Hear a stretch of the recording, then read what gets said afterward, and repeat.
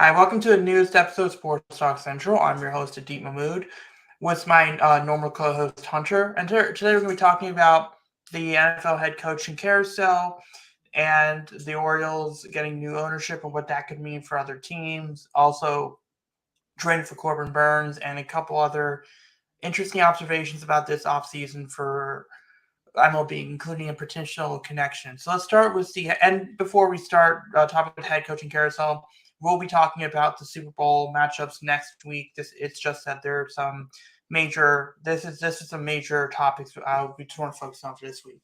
So last two spots have just opened. Last two head coaching spots have been filled. With Mike McDonald going to Seattle and Dan Quinn going to the Commanders. The Raiders being Josh McDaniels and getting Luke Getzey instead of Cliff Kingsbury. Kingsbury being the potential front runner for the Commanders job. Anthony Weaver being the defensive coordinator for the Dolphins. Arthur Smith being the offensive coordinator for Steelers. You also got, for some reason, Hafley, the Boston College coach, is now a defensive coordinator for the Packers. And then obviously, with Jim Harbaugh, the whole thing of Jesse Minter is apparently going to be the defensive coordinator. Jay Harbaugh is going to be the either safeties or tight ends coach. I think Ryan Fickens or something is going to be the special teams coordinator. Strangely enough, I don't understand the fit. Greg Roman as the offensive coordinator there. I don't understand. That hasn't been confirmed yet. We'll just have to see. I don't see the fit between him and Herbert. I don't see that fit at all. But what are your thoughts on this, on these coaching vacancies being filled and coordinators? I'm glad it's all over now. I can't help but feel the Commanders. I hope they didn't just hire Ron Rivera 2.0. I'm hoping it because you miss out on Ben Johnson. He kind of, I guess, spurs them as they're on their way to meet with him. He says, no, I'm going to stay with the Lions. They meet with Aaron Glenn, who's the defensive coordinator. That's all good. And there's all these rumors going around. Oh, apparently Ben Johnson didn't like the Commanders ownership group. He thinks they're all basketball guys and they don't know much about football. I saw that was a report on ESPN and all this other stuff. Bob Myers. It would only be Bob Myers. I don't think Adam Peters had any basketball connections. I don't think. Just the ownership group. Oh yeah, Magic Johnson, Josh Harris. Yeah. There was a report going around that he didn't like the ownership group just because they're way more invested in basketball. I mean, let's be real here. The Commanders ownership group right now is worlds better than the Dan Snyder group. I mean, I don't think a genius doesn't have to say that here, people. But Dan Quinn, I do like him as a coach. I think he deserved another shot. I just hope that they're not getting Ron Rivera 2.0 here because it kind of feels like that they settled a little bit in a way. He did have some success in Atlanta. He got them to the Super Bowl. One of those years, we don't need to talk about how that game went, obviously, but he got them to the playoffs multiple times. I know it didn't work out, but he still had an above 500 record with the Falcons, and that's obviously a team that's been hard to win with throughout the years. He used the Dallas for a few years, was a pretty good defensive coordinator. He'll be bringing that expertise to Washington. Wouldn't be surprised, honestly, if he calls the plays there. But, you get a decent culture fit, someone who has an eye for talent. It could work, but I still think this roster needs to really be flipped over. This is going to be, I think, a multi-year rebuild for the Commanders. So I'm curious to see how it goes with him there. But, at the end of the day, they got who they wanted, and that was that. And then for Seattle, the Ravens lose Mike McDonald. I mean, it was only for a year that he was with the Ravens. I want to see how he does. Two. Yeah. Coordinator too, but longer. He's been there from, He was there in 2014 as an intern. I think he spent 1 year in Michigan, but he's basically been around either Jim or John Harbaugh before his entire career. So two as a defensive coordinator, did a really good job, I felt like, with the Ravens. Now he gets a big look in Seattle. He was one of the more intriguing options during this coaching carousel. So I'm curious to see how he does with the Seahawks. And, he'll have Pete Carroll above him, I'm sure, giving him some advice as well. But or is that confirmed, or was that ever confirmed? Pete Carroll, I believe, does have a front office job for them. Yes, I believe he's an advisor now, if I'm not mistaken. But I believe he's in the front office. But I heard that they were talking about moving him in there, but I never saw anything like, oh, we've officially moved. But they may have done that. But I believe they moved him upstairs. That's what I think. But that was just one of several Ravens staffers that were lost this week. The Ravens organization, to say that they got gutted a little bit, I think is an understatement. Analytics guy Joe Ortiz, Denard Wilson, Anthony Weaver, Mike McDonald, and the assistant line coach. John Harbaugh has his work cut out for him this offseason. Well, he also, a lot of those guys he brought in at some point, like Mike McDonald was an intern, Denard Wilson, he brought in, Anthony Weaver was a failed defensive coordinator. So a lot of people, they want to crap on Harbaugh because he doesn't have a coaching tree. Like, what does he do? And it's like, it's really funny. And I'll get to, and you can continue with what you're saying, but it's really funny because people say, well, what does he do? He's a CEO. He doesn't know what he's doing. Yet he has led the Ravens to winning records for a long time. You look at his coaching tree. Mike McDonald started, like, it took a while for his coaching tree to develop. But Mike McDonald was an intern, worked his way up. Now he's like, and it was like, and then even Zach Orr. Remember Zach Orr from 2015, 2016, 2017, like when he was a linebacker? Yeah, he was on the I'm sorry I have to bring it up, Adi. He was on the Immaculate Extension for Antonio Brown play, right? That was him on there? Yes. Yeah. But yeah, I mean, sad end to his NFL playing career. Right. But imagine, he worked his way up really fast. And by the way, not just credit for the Ravens, a lot of teams, there's a few teams that wanted him to be defense coordinator. And I think it's a little too early with him if he's going to be your Harbaugh successor. I mean, he does definitely kind of look like it. He definitely fits the timeline, only 31 years old. So they could have him wait 5 more years or something to be the next. I thought it was going to be McDonald. I didn't think he was going to get a head coaching job this cycle, to be honest. I thought it was going to be another year or two before he got more looks, before he potentially takes over for Harbaugh, because I know he's probably going to retire at some point these next few years. I just didn't think McDonald would leave this year. And then, as for Ben Johnson, it might have been the Seattle job. It might have been like, if it wasn't Seattle, he would have stuck around, but it was. But like I think like Harbaugh has kind of built a good coaching tree, and you could tell by the way how many of these guys that, by the way, are not Jim Harbaugh related. It's not like the Chargers or Michigan are taking him. It's the Packers wanted to interview Denard Wilson and Zach Orr. The Titans brought in Denard Wilson. Like, it's interesting. It's just such a weird thing of, oh, it's Harbaugh. Like, Harbaugh should be fired.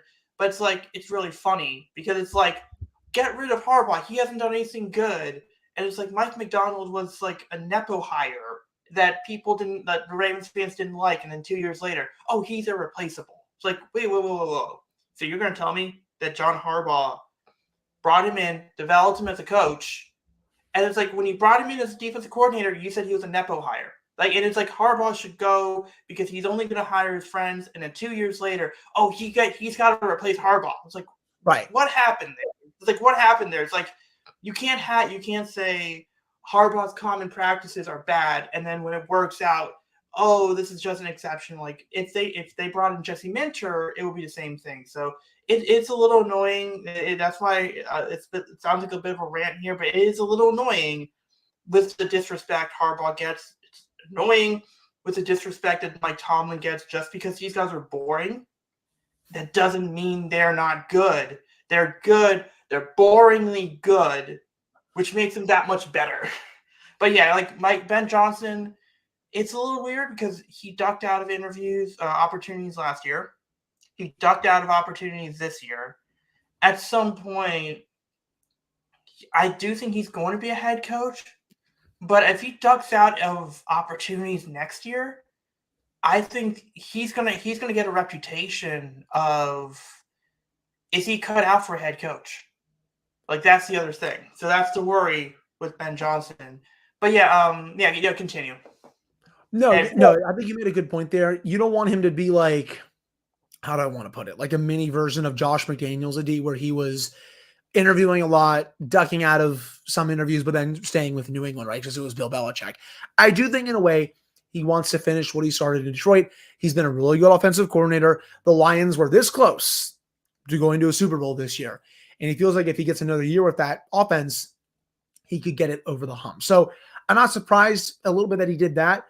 I'm just surprised that he kind of ducked out of the interview as the Commanders are on their way to meet with them. I think that's a little shady to me, in my opinion.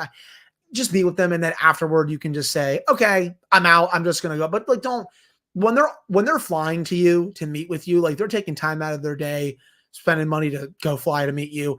I don't know. There's something about that doesn't really sit right with me.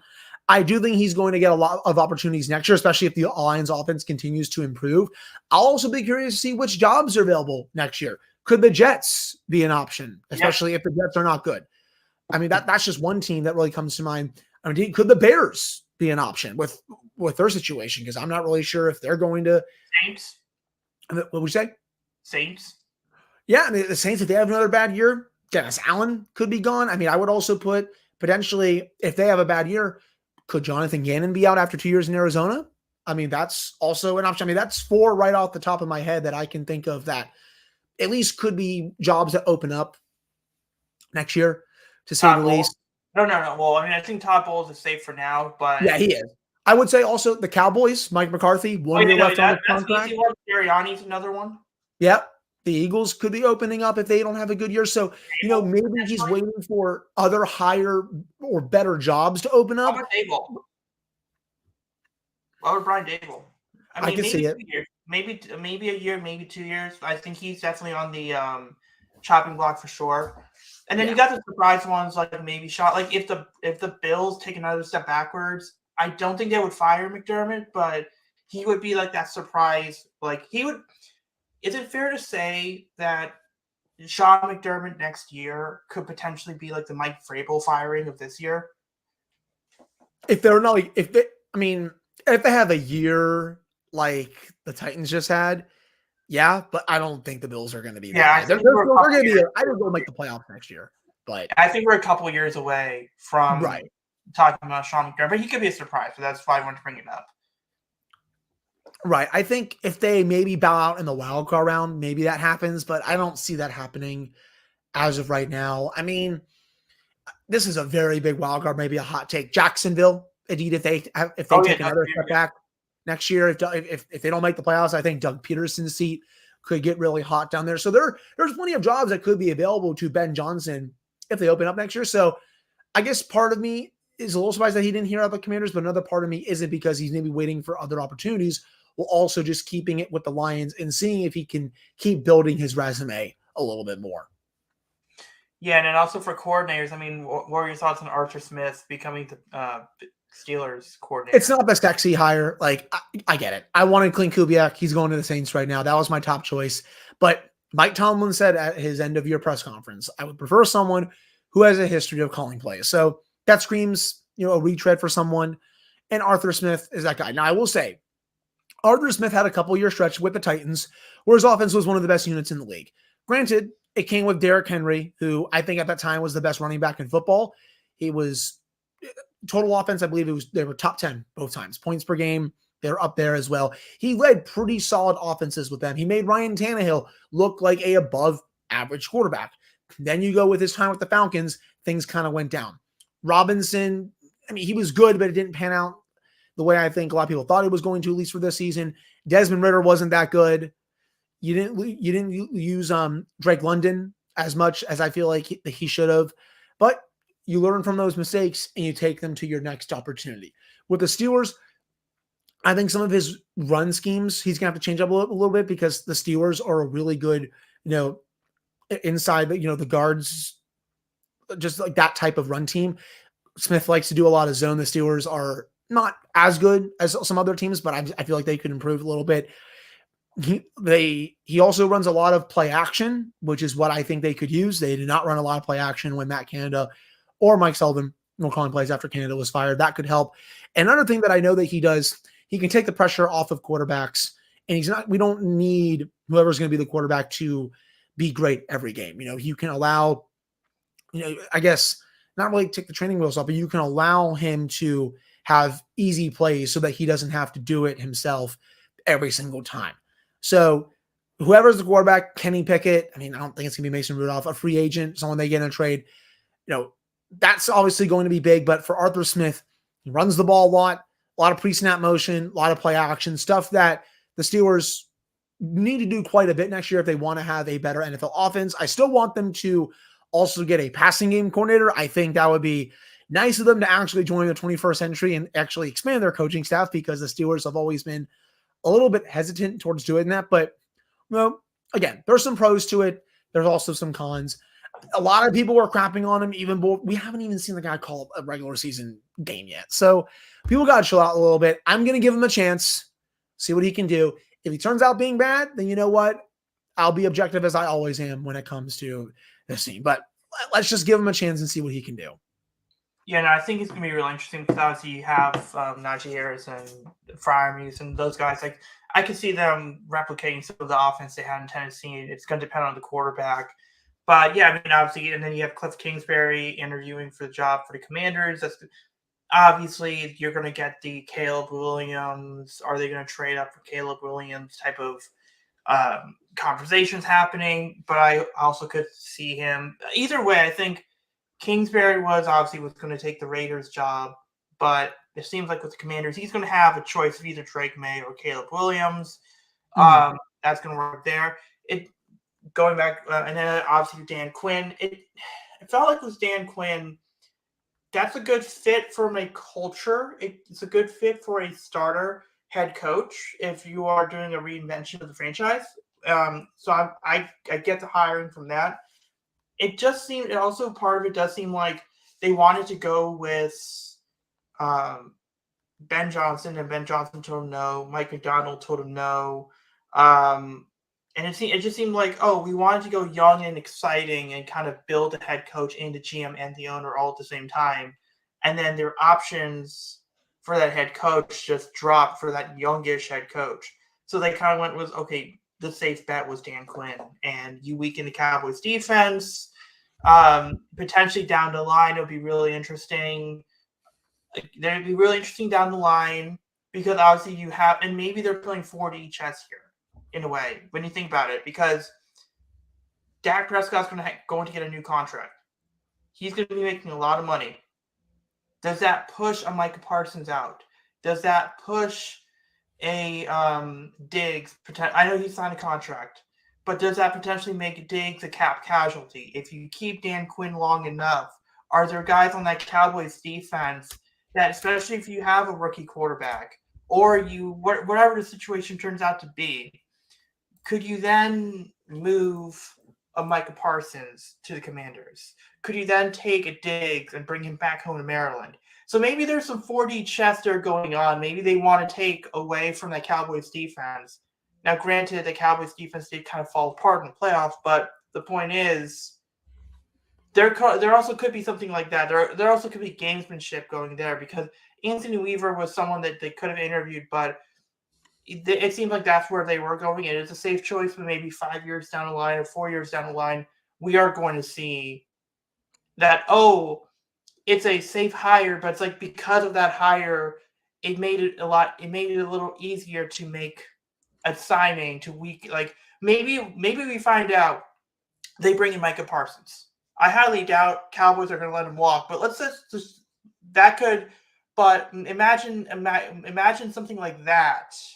And it's like now you look back at the Dan Quinn hire, it's like, now that makes sense. Like, because of Dan Quinn. So it is interesting that that could be one of the benefits, but it did kind of feel like, our plan A was not going to work. Our plan B was not going to work. We got to go to plan C, but we got to sell it. Look, it's a plan A. Like, we got to sell Dan Quinn. Like, he was our guy, but very clearly he wasn't. Right. And I think the thing is, they got to nail the hire on the offensive side of the ball. You've seen the rumors about Cliff Kingsbury potentially going to the Commanders. He looked like he had a deal with the Raiders lined up. They weren't able to agree on a contract. He's now in talks with multiple teams. I don't know. I'm not the biggest fan of Cliff Kingsbury, in my opinion. He couldn't make it work with Patrick Mahomes at Texas Tech.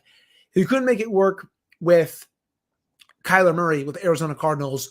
What makes you think it's going to work with the Commanders, who I'm not even sure if they have the right personnel to run his offense? You know what his offense is. It's a very air raid style. Yeah. Sam Howell, he's a decent quarterback, and he has a strong arm, but I don't think he's the guy to run that type of offense.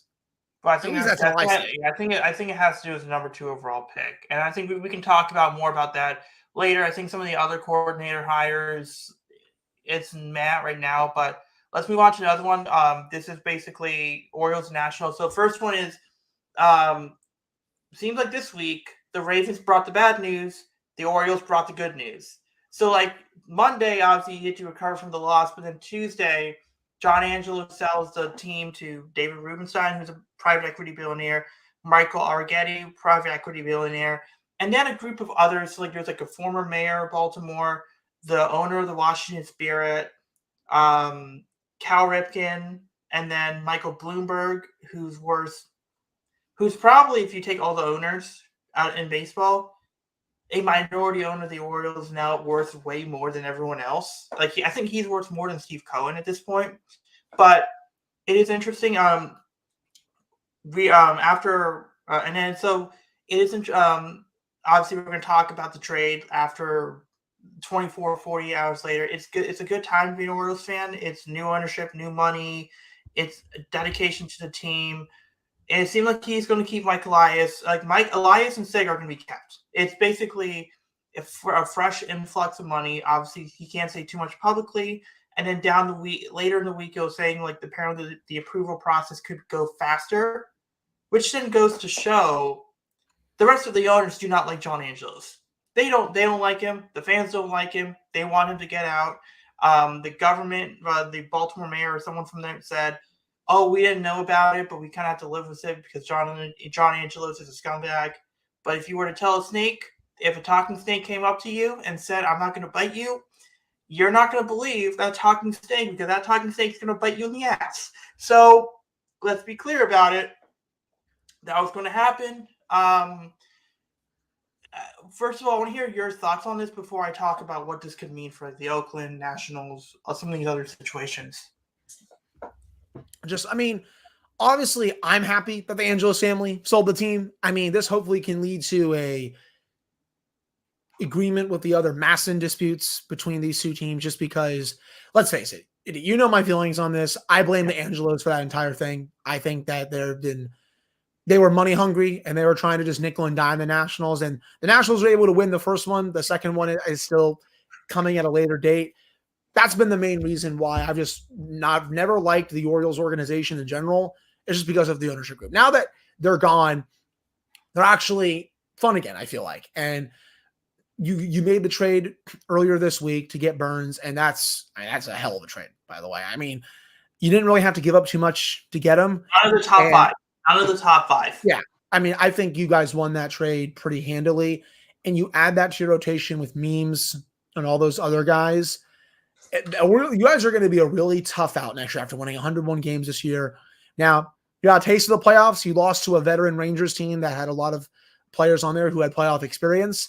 But I think losing there can only help a team for next season. Because it's similar, like if you're like in hockey, a young team gets a taste of the playoffs for the first time, they get their butts whooped. You come back the next year, you have that experience, and that's going to help you in the playoffs for that year and for years to come. So I do think this is obviously massive for the Orioles. It makes them even more of a World Series contender. But I am glad that it seems like you guys have more of a stable ownership in there, and that it's not just going to be the Angelos family doing a bunch of stuff that obviously makes my team a little upset. But I would say overall, between that and the trade especially, it was a pretty good week for the Orioles.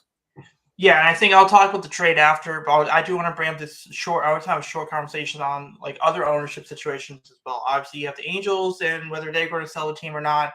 You have John Fisher, who basically said, "Well, I want a lot of money to build a stadium," and then they're moving to Vegas, but apparently they don't have Vegas doesn't want them. It's weird because, and I feel bad for that entire organization, because I think John Fisher is holding that organization hostage. He is kind of like John Angelos. He is kind of like a John Angelos type. But it's going to be interesting because when that news came out, it's like, oh, the Nuttings should sell the Pirates. The Angels should sell the team. The Oakland Athletics should sell the team. It's nice to know that now, especially if these owners even spend a little bit more money, right? I don't need David Rubenstein to be Steve Cohen. But from now on, I don't think you can say, Well, in baseball, we have a problem with ownership, and it's the Orioles, the A's, the Pirates, the potentially the Angels. Now it's we can take the Orioles out of it. Like we can move the Orioles out of the bad category, and at the very least, they are a good. They're going to spend money. They might not spend a lot of money. They might hold back. And you can even tell with Steve Cohen, he tried to spend a lot of money earlier, and then now he's kind of pushing back on it. Look, I'm going to get to after we talk about the trade, um, what else they can do, but it's interesting. And then with the Nationals, obviously, potentially new ownership, do you think how does this impact the Naps ownership? I mean, we all know for a while now the Nationals have been looking into selling the team from the Lerner family. There's really been nothing going on about it as much lately. I mean, there were rumors that Ted Leonsis was thinking about buying the team, but I Rubenstein as don't. well. Rubenstein was also Yes, potentially with Leon Sissons. there's Interesting. really again, there really just hasn't been that much of an update. I think until that situation gets finalized, I'm not really sure what answer I have for you. But I can say, at least for the short term, with the Angelos family out of there, I do think the relationship between these two teams will start improving. I don't think there's going to be as much bad blood as there has been for quite a few years. I mean, there have been times where, I remember when it looked like the Nationals were looking at someone from the Orioles, and the Angels family just didn't want to trade with them, just because the pettiness. Like that's just how it was. And it shouldn't be like that just because one team is the American League, one team is the National League, but that's just how it was. I do think overall, though, start to see the relationships between these two groups improve over time, especially, when the Nationals get new ownership, whenever that is, whether it's this year, whether it's next year. I think that's only going to push that forward even quicker. Yeah, I think that's basically the whole ownership talk. Now we can talk more about the trade. So Corbin Burns gets traded for Joey Ortiz, who, by the way, is a good prospect, but when you have uh, Kobe Mayo, Jackson Holiday, Gunnar Henderson, all as infielders, you really don't have a spot for him. And by the way, you still have Jordan Westbrook as well, so it's tough to find a spot for him. DL Hall, I liked him. I think he's more of a bullpen arm than he is a starter, so you can lose DL Hall. So the Orioles didn't really have to give up much, and apparently there was and yes, they also gave up the 34th overall pick. So essentially, it's kind of like it could be 2 to 3, essentially valued 2 to 3 top 100 guys, but with one of them kind of being all of them kind of being on the back half of the top 100. So it's good value when you consider it that way for the Brewers. It is weird for the Brewers. They signed Reese Hoskins and then they trade Corbin Burns, but Adamas might be traded. Who else knows of what the Brewers are going to do. Um, but also, like you look at the rotation now. I mean, you have Corbin Burns as your ace, Kyle Bradish as your number 2, Grayson Rodriguez is your number 3, John Means is your number 4, Dean Kramer or Tyler Wells is your number 5. That's a dang good rotation right there, and that's not even counting a breakout. That's not even counting a rebound from Cole Irvin. That's not counting some of your prospects. So they have a pretty good rotation. I think it's fair to say in the AL East, the Orioles might have from the 1 to 3, either their first or the second best rotation in that thing. So it's gonna be really interesting. And I also like the fact that he can kind of rub off on the other guys, kind of refine their pitches. So maybe the Orioles could potentially have 1 or 2 guys in the top 7 or 8 in Cy Young voting if they pitch up to their capabilities. Now, question is now this was not spearheaded by ownership, by the news of the new ownership. This is something that's been in the works for a while. And the Orioles were ready to make this trade, but I think the Brewers weren't. So the question is this, and we can springboard this one into a Scott Boras discussion as well. Are the Orioles done? Because if this ownership change is approved within the next week, obviously Matt Chapman is not going to be on the Orioles' radar, but he's available. He's a Boras client. Bellinger's available. He's a Boras client. Blake Snell's available. Jordan Montgomery. It's insane how much talent is still on the board.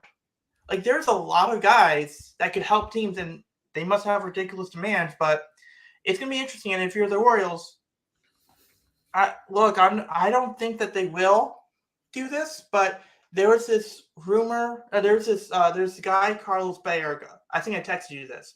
But he's done stuff like he said Verlander will sign with the Mets a day or two before it happened, and it happened. He's also said Freddie Freeman's going to sign with the Blue Jays, and he got it wrong there. He's gotten some stuff right here and there. Most recent one was Justin Turner to the Blue Jays. He said something like, and it was a rough, and the translation could be very different. But he said the Orioles will sign Blake Snell and JD Martinez. I don't buy the idea that they will sign both of them. I think it's more likely they'll sign neither of them. But which brings up to the point, if this ownership is approved, the Orioles could just make another move and Mike Elias could go full Emperor Elias. Use orders, say Order 66, and say, look at what I've been planning for all these 5 years. Like, look at what I've been planning for these 5 years. Look at all these guys. Here's Gunnar, here's Adley, here's Westberg. Oh, by the way, Jackson Holliday, the number one prospect, he's going to be in the major. He might be in the majors opening day. We're going to get new ownership. Oh, yeah, here's Corbin Burns. What if, and this is just a hypothetical, and again, there's a 1% chance this will happen, even with new ownership. What if we find out they go out and get Blake Snell? Like, what? Imagine that rotation. Blake Snell, Corbin Burns, Kyle Bradish, Grayson Rodriguez, John Means. That's probably what the best rotation in baseball, if not top three, in my opinion. But my point is, I don't think it will happen. I don't think they're going to make a big move. But hypothetically, there's so much talent on the board. You have an influx of cash. That could be really interesting. Like the Orioles would be more favored, but let's bring forward that into this new discussion here. What are your thoughts on like the Montgomerys and the Snells and the Bellingers and the Chapmans of the world still available? Like we're at spring training. That's what I was going to ask you, funny enough, because it's weird, right? It's weird that all this talent is still available. And excuse me, there's been little to no action, it feels like, for most of the offseason. You had a couple big moves. You had the Ohtani one. Obviously, you had the Dodgers doing their thing. But outside of that, for a while, just not much. I think teams are, dare I say, are they scared to spend some money right now? Even though we're only a few weeks away from spring training, some of these guys are going to have to take pretty big discounts from what they've made overall. Or what they're offering, or what they wanted. Like Blake Snell wanted 9 years, $270. He's not getting no salary cap, so I'm not really sure what's going on. The teams aren't cap strapped by a salary cap like you would be maybe at other sports. So that's another thing I'm kind of weirded out by too. Just because there's nothing going on. Because I remember when the trade went down this week, everyone was like, "Oh my God, wow, the hot stove is finally back." And it's like, yeah, just because no one's been doing anything for the last month. I think over these next couple of weeks, especially after the Super Bowl, you're probably going to see more moves. I think teams are kind of just waiting until the last possible moment to bring players in for spring training, to sign players to deals. And before the end of February, I would say that everyone here mostly should be signed. I think before spring training, at least. Yeah, no, I think they're all going to be signed at one point. It's just they have to accept the fact that like Blake Snell wants a 9-year deal. Maybe he needs to accept a 5 or 6 year deal. They have to take discounts, I think, at this point. Yeah, Jordan Montgomery wants $27 million a year, hypothetically. Maybe he's got to take $20 million a year. So they got to maybe they're going to wait until the last minute. The bad thing is this. The bad news is this whole MLB offseason has been bad. It's terrible. But because there's so much great talent still available, these next 2 weeks are going to be a lot of fun. The White Sox made a few trades. I don't think they're going to trade Dylan Cease, but that's something to watch out for. The Marlins could trade some of their pitchers. That's something to watch out for. It wouldn't surprise me if obviously if we see a team like the Phillies kind of make a move. I mean, I'm not saying the Phillies could. I'm not saying there's any smoke on this idea, but like the Phillies and Jordan Montgomery, maybe there's something there. Maybe there's a team that makes a move like that. Like I said, the Orioles could potentially, with new ownership, they could just say, let's take advantage of this market. This market is quiet. That these guys have been waiting for a long time. We have deniability. Like, hey, look, we have this major thing we got to resolve. We've resolved it. Okay, now maybe they go to Blake Snell, maybe they go to Jordan Montgomery, or maybe they go. Like, I think that Cody Bellinger was out of the picture for Baltimore, but maybe if you like Cody Bellinger can play center, can play first, can DH for you. Lefty power. Imagine Cody Bellinger playing most of his games at Camden Yards and Yankee Stadium and Fenway. Like imagine like he can thrive in that ballpark, and he doesn't have to be that main guy. So it's going to be really interesting to see what some of these teams do. I think the Nationals are probably they might make some quiet moves here and there, maybe a trade piece here, a guy that they can flip in the offseason. But it's going to be a fun 2 weeks if these guys sign. But it's maybe the Nationals have some fun and sign one of these guys that they can maybe, I don't know, flip up the deadline for some prospects or something like that. I don't expect the Nationals to be competitive this year, but hey, maybe they'll go out there and surprise me and sign one of these free agents because I still think there are some holes on this roster. They did sign a minor league deal. Maybe a Jorge Soler potentially. Yeah. Like maybe someone like Jorge Soler or and then you still have a Michael Lorenzen, Hyun-Jin Ryu type guys. So it's gonna be really interesting there.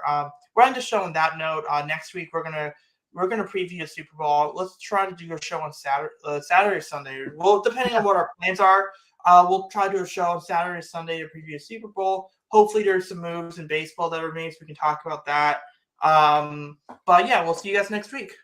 Yeah, we'll see y'all next week. Really excited for the Super Bowl.